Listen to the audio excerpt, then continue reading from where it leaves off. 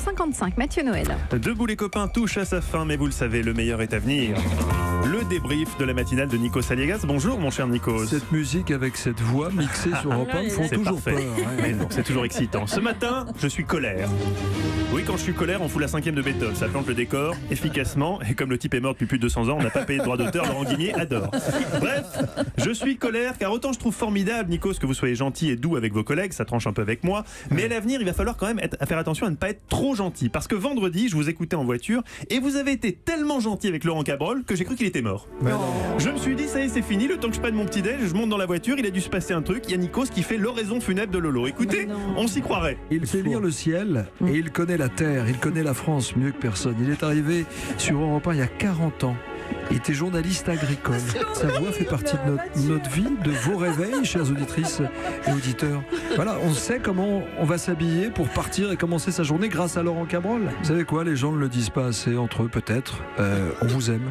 Non, Monsieur, je voulais vous dire, on vous aime. Moi, je pleurais dans ma bagnole, j'imaginais la scène. On perd la chaise, les enceintes diffusaient le meilleur de l'album Lolo chante Clo-Clo. Ne l'écoute pas. on va, et ça revient le vendredi au soleil. Sans oublier l'album Moustache, hommage à Georges Brassens. Parlez-moi de la pluie et non pas du beau temps. J'étais déjà en train de faire demi-tour pour aller moi aussi rendre un ultime hommage à Lolo. Quand soudain j'ai compris qu'il n'était pas mort, mais que Nikos avait juste décidé de lui consacrer un message d'amour gratuit de 45 secondes. Je montais le volume et oui, alléluia, c'est bien la voix de Laurent Cabrol que j'entendais. Lolo était intact et c'était même un Lolo des grands jours, n'hésitant pas à imiter Enrico Macias pour pimenter son point météo. C'est quand même un congé de fin de semaine à aller faire des brochettes et aller manger quelques petites merguez quelque part.